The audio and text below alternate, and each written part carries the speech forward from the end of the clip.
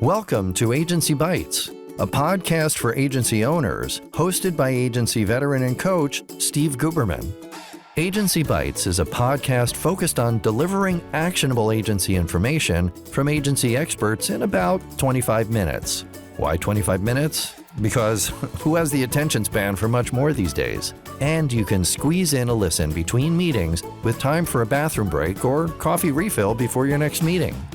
Welcome to Agency Bytes, a podcast for agency owners. I'm Steve Guberman from Agency Outsight, where I coach agency owners to build the agency of their dreams. Today, I'm here with Selena Thiele from Office Mercenary, where she leads a crack team of commando office mercenaries to help businesses of all shapes and sizes with their virtual assistant needs. Welcome. Great to see you. Thanks for joining us. Thank you so much for having me. Yeah. Give us the backstory on the mercenary team. And did you pull them out of armed forces? How did you pull the team? I'm thinking A-team theme going in my head. It's funny because I watched that movie this weekend. It's a lot of it started because I was working as a virtual assistant on my own and started to fall into the same trap that most small business owners fall into of not having enough time to do anything. Like you aren't joining your spouse for dinner. You aren't visiting friends, at least without like your phone going, hold on 1 second. I need to take this one call. And then you're never really present in anything else. And you're drowning and you're still like, but I'm still not making any money. Oh God, what has happened? You completely lost sight of everything. So I teamed up with my business partner. And I had started using the term as like Jill of the Office and Office Mercenary, partially inspired from a fantasy novel where they were dealing with this concept of, there's a mercenary, but this troop is trying to use them wrong. They're trying to use mounted forces and stick them like in front of just the regular troops. And it's like, yeah, that's the wrong way to use it. The whole concept is to get in, do the stuff that is needed, and then get the hell out of the way of anything else that needs to get done. So be the specialists, go in, surgically, and yeah, okay. So surgically be correct, and let the general get back to what they should be doing. Yeah. Okay. So how long ago did you launch? It's almost 5.5 years now. Sweet. 2019, just before nothing happened in 2020. we won't speak of that, but yeah, good timing. But interestingly enough, you were positioned well that when so many businesses, forget about agencies, so many blanket phrase businesses were like, we're going to need to figure out how to do remote. We need somebody virtually that can do whatever. Enter the mercenaries like, all right, we need somebody to do this, this, and this. Who can we get? And I feel like that industry exploded during that time period. It did. It exploded in a huge way, which of course meant that you got people who weren't great at it and just like, This seems like a good way to start. So kind of the last 2 to 3 years has been people, well, I tried that a couple years ago and it was miserable. It's like, okay, but yeah. What you're really thinking is, good, go away, go do something else, leave room for the experts. We know what we're doing. We can charge the right amount. We can be profitable. We've got good systems in place. We know what we're doing. We're experts. It's definitely one of those things where businesses who have been burned, it's easy to go, give us 2 to 3 months. If your life is not drastically easier at that point, absolutely walk away. No hard feelings. We'll help point you in the right direction. But we're real confident you're going to feel a lot better about working with us than you did with someone else. Well, when we first spoke, you said you had like I don't want to say zero, but like a really low attrition rate. And so either you're changing a lot of the perspective of what VA can be and how it can impact a business and a life, or clients just fall in love with you regardless and want to keep you. So that's most great. of the time the clients fall in love with us. We try to support them and support our VAs so that there's less VA turnover. So if you find someone that you really like, and yes, I really love working with Natalie or Susan or whatever, then you get to keep working with them for a long time, but they still have support. Yeah. So you launched it because your life was inverted from a balance standpoint as far as working too much, not seeing family, can't water my plants, whatever, it's insanity. How quickly from launching did you kind of see, the birds start chirping again and life come back to normal, or whatever normal was for you? Pretty quickly. It was probably 2 months that I started to really, really, really notice the difference, where it was, oh yeah, my husband's not as mad at me because I didn't miss like 4 out of 5 dinners this week. Oops. So it made a pretty significant difference very, very quickly. And also the clients were happier because having more than one person. So it's just like, oh, by the way, I've got a doctor's appointment today. It's like, but I really needed this done. That was taken care of. Yeah. No, I love that because, a lot of the agency owners, whether they're accidental agency owners or they've, this was their vision, this was their goal, this is what they're doing. That's one of their biggest challenges is life is just inverted. And that was my story too. Like, I'm going to launch an agency and I'm going to make a ton of money and I'm only going to work X amount of hours and I'm only going to have the best clients. And, 2-3 years in, like when I remembered to pay myself, maybe I was making minimum wage. I was working 60, 70 hours a week. Some of the clients were great, but a lot of them were like, we'll take whatever we can get to keep the lights on right now. And so a lot of agency owners have that's a cookie cutter challenge. And so enter, whether it's VA or staff or somebody, take this off my plate. I need to delegate because when I can scale up the systems that we're using, I can put more people in place and alleviate things off my plate. What are some of those things that you guys are alleviating for clients? We try to be a little bit of a one-stop shop. So everything from kind of true administrative stuff. So data entry, research projects, file management, a little bit of that database building kind of stuff.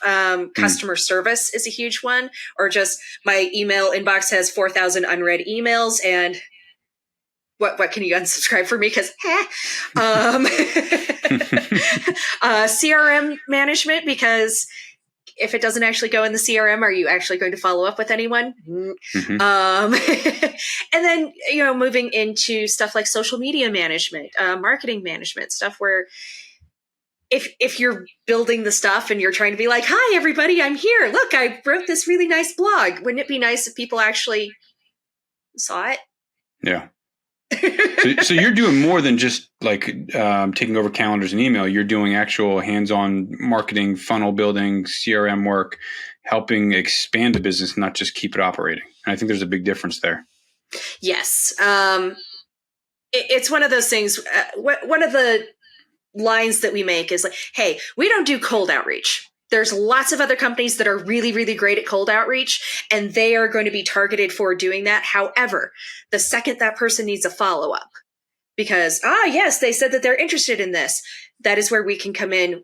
We will help build SOPs and frequently asked questions and what those responses are, and build the entire kind of project and task management to attach to that, to say, this person said this, here's the immediate response, and we're going to answer that. We're going to check that particular inbox 3 times a day to make sure that people are getting responded to within a timely manner. That's awesome. Yeah, I think there's a huge need for that. And again, I think that goes far beyond what most perceptions of a VA are. So you're into marketing support and, sales support and things like that as well. Yep. Very cool. So what are your thoughts behind like owners' inability to delegate, where that falls off for them, why they have such a tough time with it? So here's the thing. I also used to just suck at delegation. Delegation is a skill and you have to practice doing it. Because any other skill you have to practice, you aren't good at it immediately, but you have to give yourself time to practice doing it. And you have to keep making yourself do it. One of the big things that I certainly initially fell into was trying to hand stuff off to one of my other VAs. And they'd be like, ooh, I've got a question about this. Ooh, hold on. And I'd be like, it's going to take me 2 minutes. I'm just going to do it. I'm going to do it quick. The problem is okay, that took me 2 minutes technically, but then I also had to stop the other thing that I was doing. I had to shift mindsets. I had to then go do that other thing. And then I had to shift all this back. And then the VA still didn't learn how I wanted them to do it. So then it has essentially a ballooning effect of time that it ends up sucking out of your life. So my general thing is, if you can get someone to do it 85% as well as you can, hand it off. Hand it off. Is it going to be exactly the way you would do it with the exact same words? No, because it's a different person. But does that make it wrong? No. Is it still on brand? Is it using the right tone? Yes. Then we're getting into perfectionism and nitpickiness, which the problem with perfectionism is that means you're never getting anything done. Yeah. You're holding on for that last little, well, it's only 98% of the way there. I need that extra 2. Done. Done is better than perfect. Yeah. That mindset is I think it's so toxic of, well, 2 things. The toxicity of it'll only take me 2 minutes. I'm going to just do it myself versus I'm going to champion somebody else to have the ability to get it done. Own this, move on. I'm going to move on. I know, Susan's got it and I don't have to worry about it. But the other thing is, well, they're not going to do it as well as I am. No, but they're going to do it as well as it needs to be done. And so many times the owner's expectation is far beyond what the clients are, and even eons beyond what the employees are. That's why you're the friggin' owner. But learning to let it go and say, yeah, this person's going to get it done. I love the way you phrased it. 80%, 85% is like, it's so good. And that's going to blow the doors off the client's mind anyway. So let it go and let it happen. If you run into someone who's just kind of like, well, I don't know, like that extra 15% made a difference to me. Are you ever really going to be able to make that person happy? Right. And that's okay. Sometimes you just need to reset expectations. But if they're just like, no, it has to be 100 to 150% all the time, that's hard to keep up with. It doesn't matter how great you are. That's probably not a client you want to be dealing with. Yeah, that's a great point. Those clients that are just completely and totally unpleasable. And so if you're always pushing for that 100, 110%, who wants that anyway? Yeah, you know this. Long term, it ends up taking you so much more time and more money and more effort. And then you end up spending a ton of extra money on discounts and all that kind of stuff trying to make this person happy. Yep. And in the end, they're going to give you a terrible Google review and walk away anyway. Yeah. No, 100% right. Not worth it. Thinking from the owner's mindset of like, all right, I've got a zillion things on my plate. My to-do list from Asana is 14 hours today, and I only have 8 hours left. Like, what are some of the things that, like, dipping their toe into VA or, the cry for help, what are some of the things that they can start thinking about or start delegating out? Low-hanging fruit. Low-hanging fruit tends to be customer service, especially emails and things like that. And that gives a VA a really good window into what you're doing and how you're doing it. Because the nature of responding to those, any sort of inquiry, any sort of email responses, you're going to get to know the business. Which allows them to get into other things and suggest other things. The other place that's a really good place to start is social media, because that can be such a huge time suck without realizing it.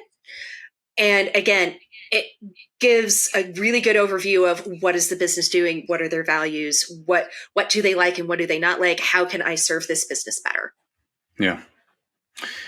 I think the email one frightens a lot of people because, like, oh my gosh, the idea of opening my email to another person to build trust. Sure, granted, to your point, it gives them insight into the business. They can get to know the business. It just seems like such a massive undertaking, such a massive, like, I don't know, like an intimate, view into my world, but it's a business email, so it's not that big of a deal anyway. It's like, if you're using your business email correctly and there's not questionable photos showing up on it, then yeah. And here's the thing, a good VA knows that they're charging you a certain amount and you are charging a completely different amount. Yeah. Like, they're going to look at what you're billing and go, oh, hold on, I need to increase my rates by 47,000%. No, because you have your own overhead and all that kind of stuff. It's if you are using the business email correctly. And here's the thing, if you get really nervous about like, but like my family occasionally sends me stuff on this email and that's just, that is what the admin at or hello at email is for. That is the perfect place. Shove an admin, shove a VA, shove someone else into that. But then make sure that you're saying, oh, hey, you need to respond to the admin email for this. This is when I need to get involved and I don't need to be involved with this. So that's the email to go to. And so that involves a little bit of self-training and client training if that's not something that you've done before. Yeah.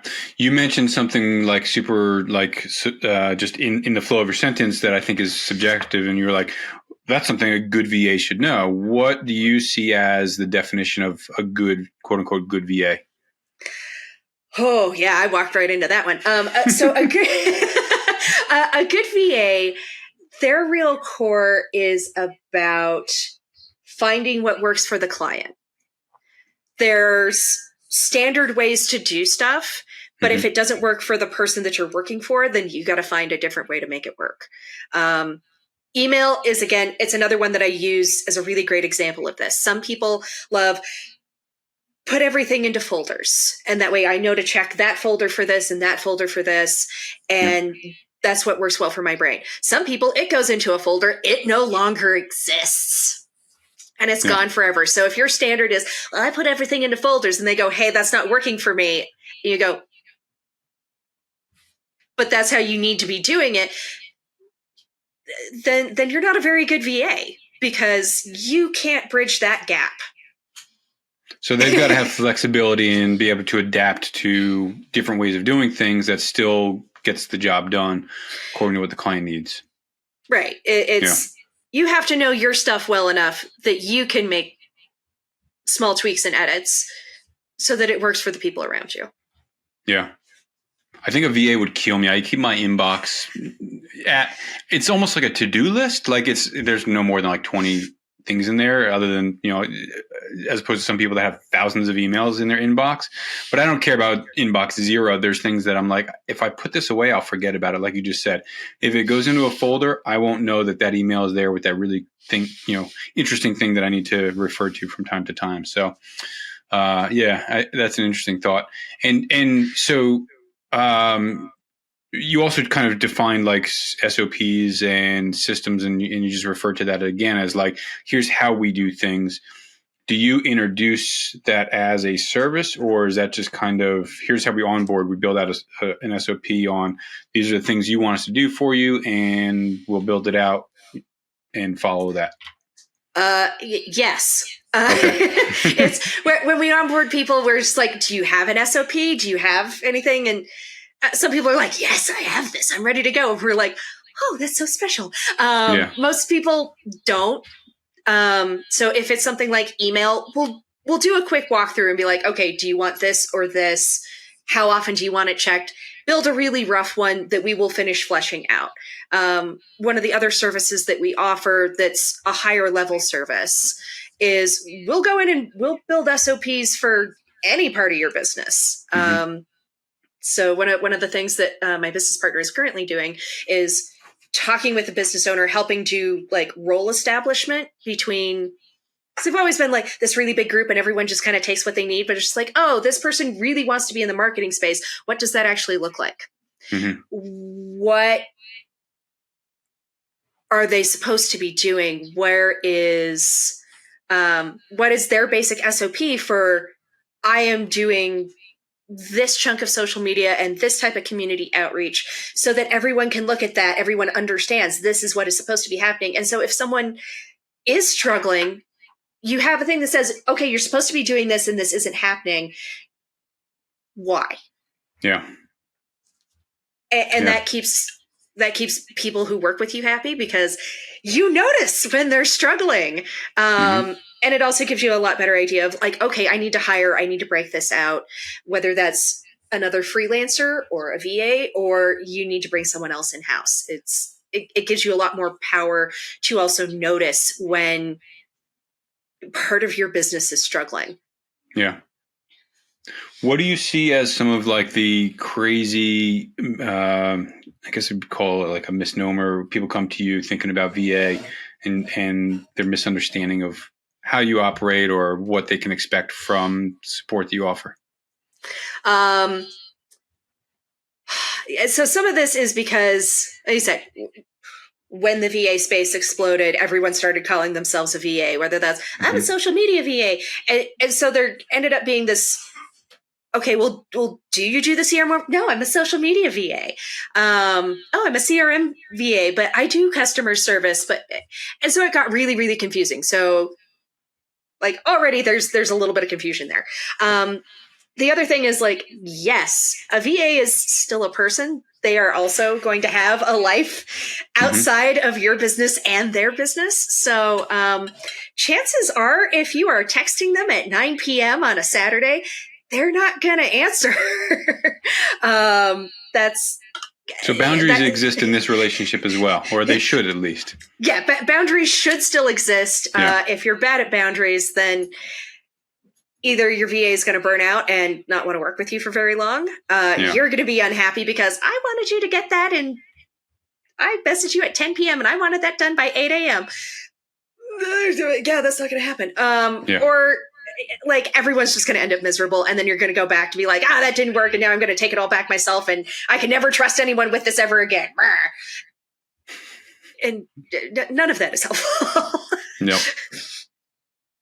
Okay. Yeah. Good to know. I mean, listen, I think that it's, even though it exploded over the past few years and it's been a thing for, 20, 30 years, if not longer, there's still a lot of unknowns. There's still a lot of, those kind of misnomers of what can I expect? How do I work with somebody, whether they're domestic or international? Your team is domestic all?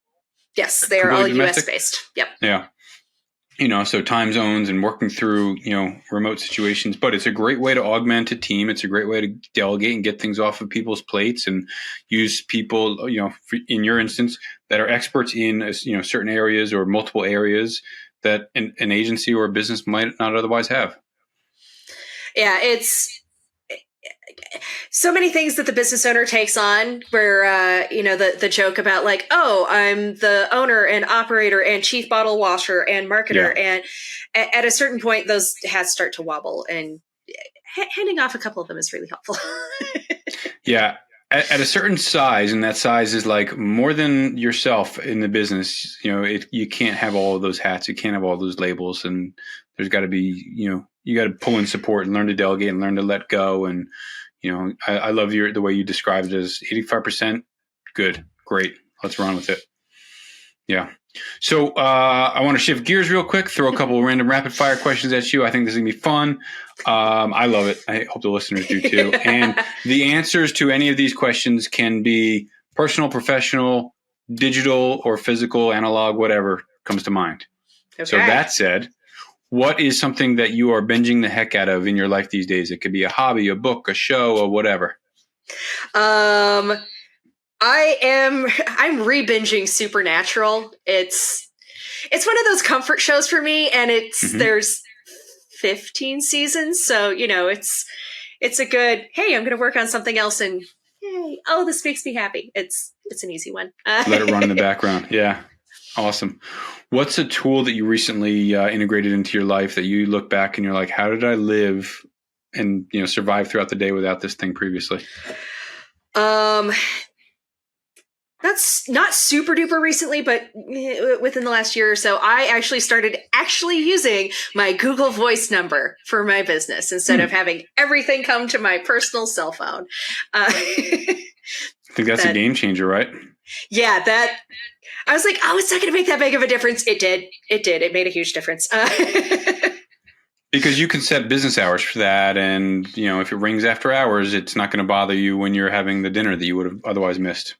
I'll still get the notification that is like, hey, you got a text message or a voicemail. So I can check it and go, is this something that I need to deal with right now? No, it's just something Jim Bob was thinking about it right then. So they left me a message. Great. Now I can deal with this in the morning. Yeah. So finally, what's an invaluable piece of business advice that you can share with listeners?